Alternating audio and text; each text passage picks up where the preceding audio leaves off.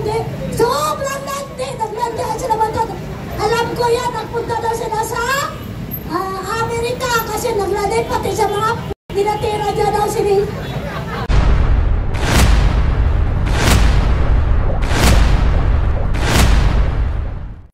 Wala sa tinunong kaisipan niya. Lahat-lahat na lang, tay. Wala na kami mga pagkain, wala na mga pera, walang trabaho. Naubos na ng pera! Naubos sa animal! Kahit matanda, wala na ibang trabaho kundi sobrang landi. Naglandian sila ba ito? Alam ko yan, nagpunta daw sila sa Amerika kasi naglandi pati sa mga pinatira dyan daw sila. Mga walang iyak. Ngayon, ang kaya ngayon, mabuti andito si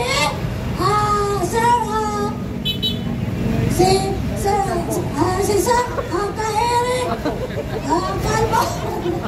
Hindi kanya pinabayaan tatay o kalat. Araw-araw talaga magaling kami. Pero kahit may hangganan, kalagkarin namin yan si Marcos sa Malacanang. Maniwala ka sa hindi, tay. Dahil babawiin natin ang Malacanang, hindi sa kanya yan. Babawiin ka namin ang taong bayan. Hindi na mga baligang ang kalaban, hindi si Inday, hindi ikaw.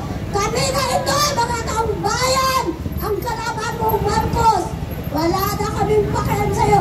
Baho ka na sa tae. Wala kang bid ng tao. Yan ba ang presidente? Lahat na lang, ikaw ang mastermind sa pagnanakaw.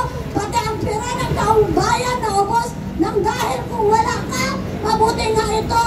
Kasi ang ginagamit nyo, si Saldico, na mabuti nga kay kumanta sa kung hindi. Siyempre naawa si Saldico na nakakambit sa taong bayan. So ngayon, ikaw talaga mag-resign ka, hindi ka namin kailangan. Ikaw nalayas ka dyan, animal ka, hayop!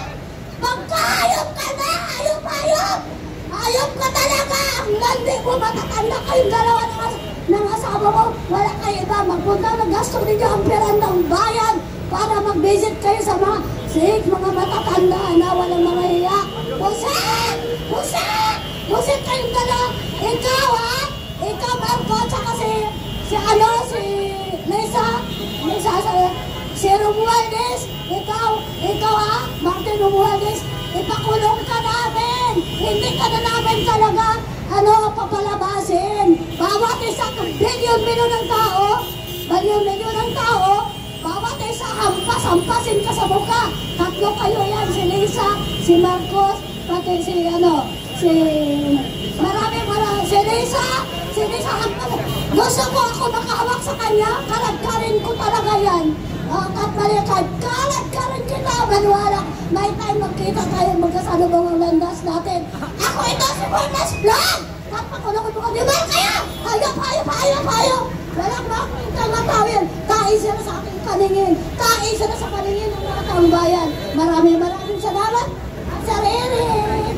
Okay, maraming salamat ang hayop vlogger sa hayop sa kanyang galit.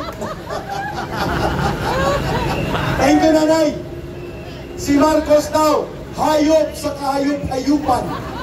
Marcos Jr., hayop sa kahayop-hayupan. Marcos Jr., hayop sa kahayop-hayupan. Hanep, ang susunod po na magsasalita, si Manong. Ay, ikaw muna. Ang kanyang pakilala. Hoy, bago kami magkaroon ng voluntary dispersal, tayo po ay babalik dito sa November 30, linggo. Sa area na ito, alas 10 ng umaga. Okay? Ang kanyang pangalan, ang haba ng hair ko, vlogger. Hello, magandang gabi sa ating lahat. Iko-congratulate natin ang bawat sarili natin na patuloy naninindigan at walang takot, ilabas o ihayag ang katotohanan at imulat ang bawat Pilipino na hanggang sa ngayon ay tulog pa din. Ako po ang ilaw ng tahanan na nandito ngayon nagsasalita upang manawagan din sa bawat ilaw ng tahanan na nagtitiis sa bawat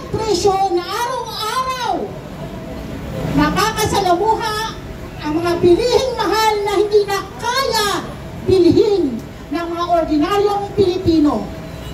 So bilang isang ilaw ng tahanan, napakasakit dahil sila malitang bag, easy lang nila kunin ang pera ng mamamayan. Easy lang nila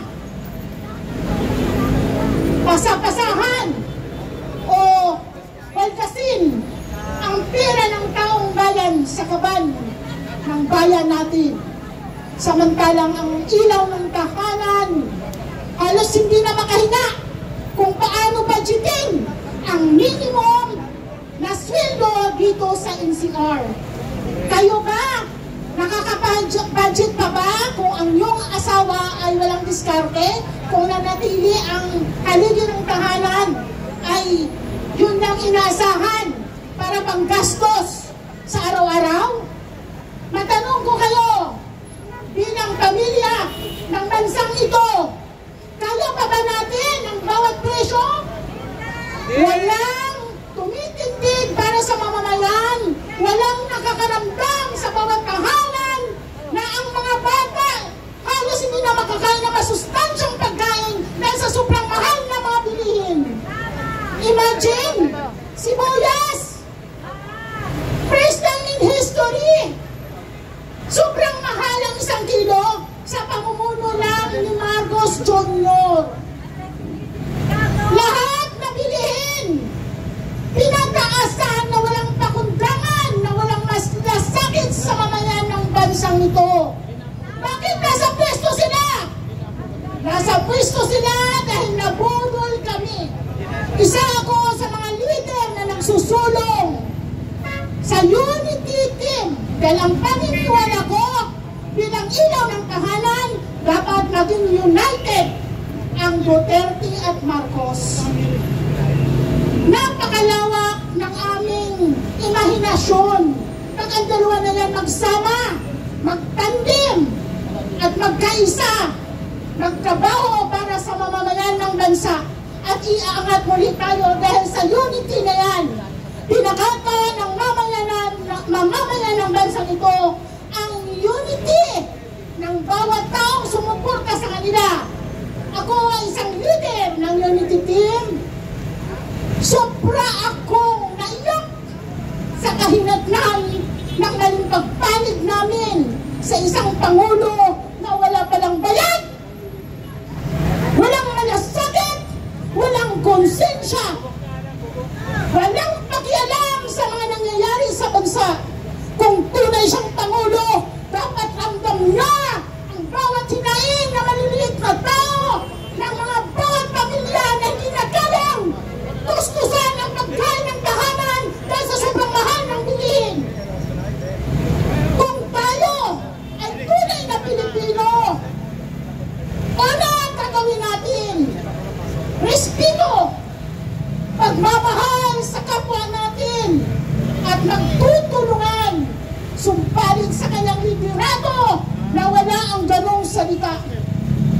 Pakiramdam namin, kami yung mga leader na nagpahamak sa bansang ito dahil kami ay napudol. Sobrang sakit dahil marami sa kabataan niyurakan ng mga dignidad dahil itong mga leader na to, pending na to. Do you imagine? Sa isang mamumuno ng administrasyon na to, ngayon lang ako nakarinig na mas mataas sila sa batas, na pwede nilang baliin ang batas. Yan ba ang dapat mamuno sa bansang ito? Anong klaseng mga public servant sila?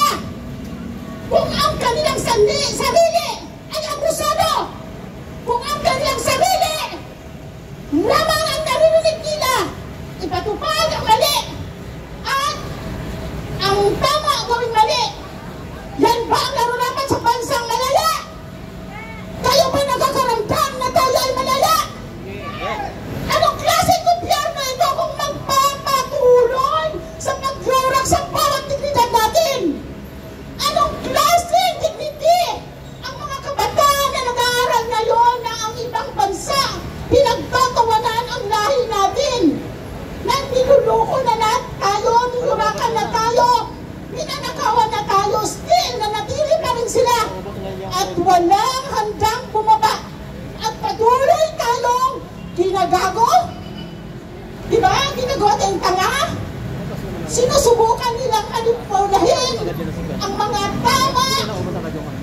ebidensya ang nakikita ng bawat mamamayan ng bansang ito.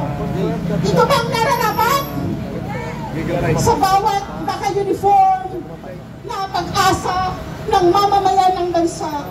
Ako'y nanawagan sa inyo. Alam nyo ang paninindigan at pag-oath nyo kung paano nyo paglingkuran ang bansang ito.